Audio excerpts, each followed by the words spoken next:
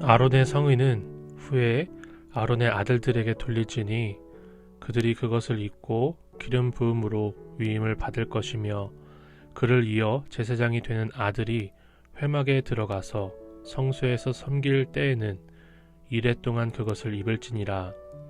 너는 위임식 순양을 가져다가 거룩한 곳에서 그 고기를 삶고 아론과 그의 아들들은 회막문에서 그 순양의 고기와 광주리에 있는 떡을 먹을지라.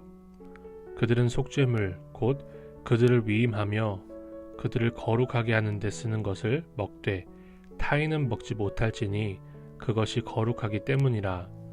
위임식 고기나 떡이 아침까지 남아 있으면 그것을 불에 사를지니 이는 거룩한즉 먹지 못할지니라.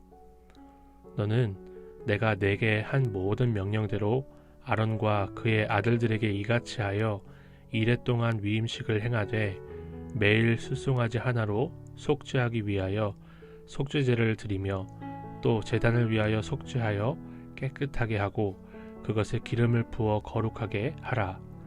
너는 이레 동안 제단을 위하여 속죄하여 거룩하게 하라.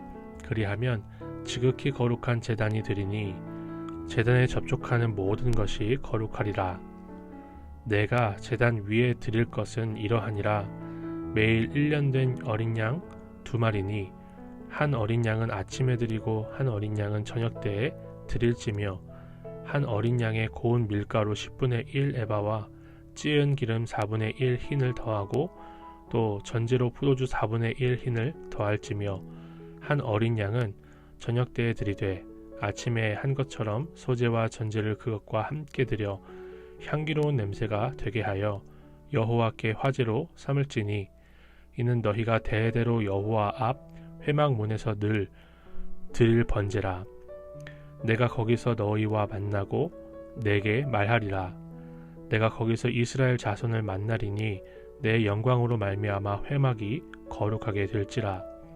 내가 그 회막과 제단을 거룩하게 하며 아론과 그의 아들들도 거룩하게 하여 내게 제사장 직분을 행하게 하며 내가 이스라엘 자손 중에 거하여 그들의 하나님이 되리니 그들은 내가 그들의 하나님 여호와로서 그들 중에 거하려고 그들을 애굽 땅에서 인도하여 낸 줄을 알리라. 나는 그들의 하나님 여호와니라.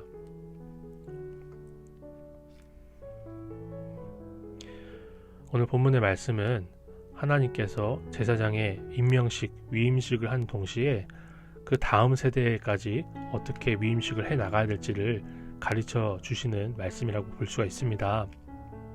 왜 하나님이 제사장이 먹는 것까지도 거룩하게 하셨을까를 생각해 보지 않을 수가 없었어요.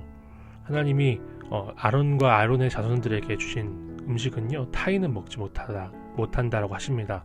그리고 남으면 불에 살라 없애버리라고 말씀을 하십니다. 거룩한 음식을 먹으라는 거예요. 그냥 아무거나 먹지 말고 하나님이 정하신 것을 먹는 게 제사장이라고 합니다.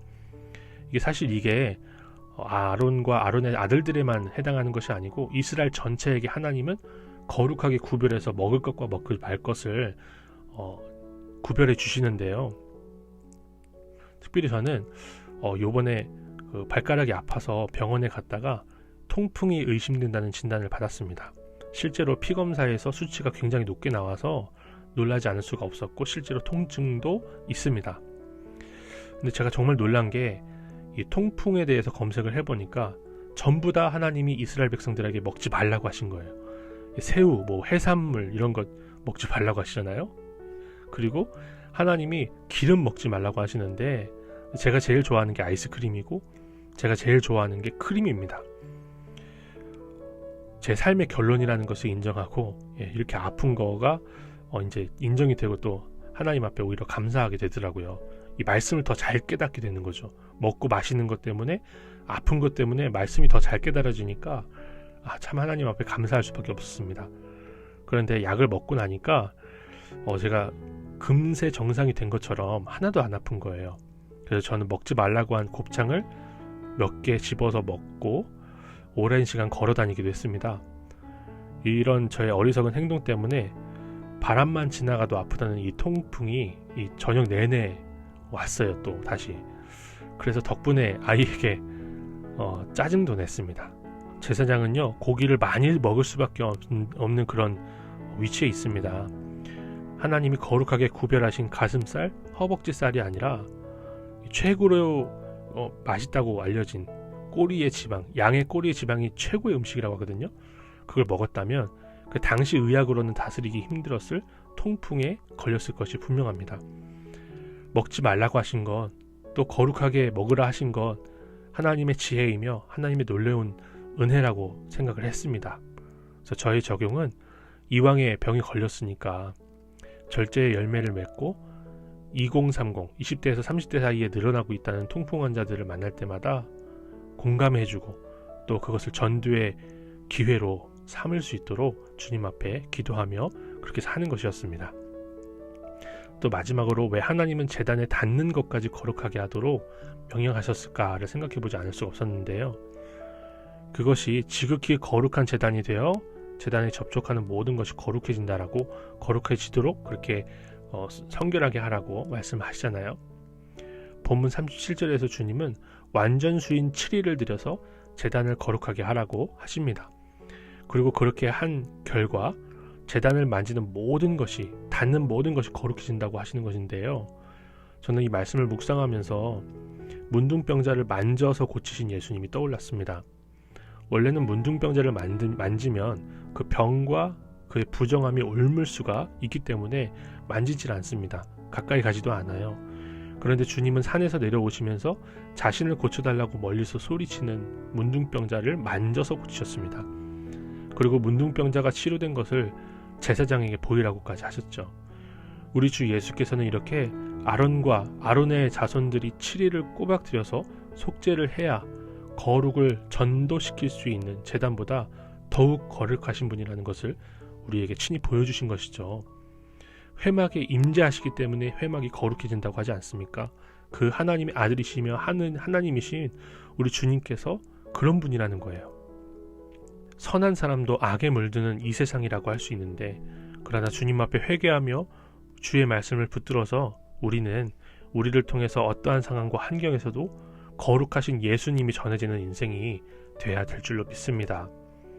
일본 순사에게 맞으면서도 예수챈당을 외치셨던 최건능 목사님처럼 우리를 건드리면 우리에게 나오는 증언이 거룩하신 주님이 되기를 소망합니다.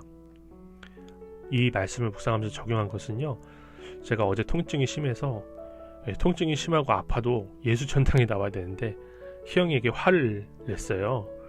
회개하고 또 아이에게 사과하면서 주님의 거룩한 자녀가 되도록 저 스스로도 또 희영이도 그렇게 나아갈 수 있도록 정말 하나님 앞에 간구하며 제 자신을 치겠습니다. 하나님 아버지, 예수님을 우리의 영원한 대제사장으로 세워주시니 감사드립니다. 시대가 변하고 세월이 흘러도 변치 않으시는 영원하신 주님을 붙드는 우리의 하루가 되게 하옵소서. 주님이 택하여 자녀 삼아주신 우리가 먹는 것에 있어서도 주님을 위한 거룩한 구별이 있기를 소망합니다. 내 입에 달콤하고 내가 먹고 싶은 것을 먹기보다 주님을 위해 건강하고 주님과 깊은 교제를 하기에 부족함이 없는 절제의 삶을 잘 살아낼 수 있게 하옵소서. 우리의 삶이 죄악을 향해 나아가는 삶이 아니라 오히려 우리를 통해서 거룩하신 예수님을 전하는 삶을 살게 하옵소서. 예수님의 이름으로 기도드립니다. 아멘.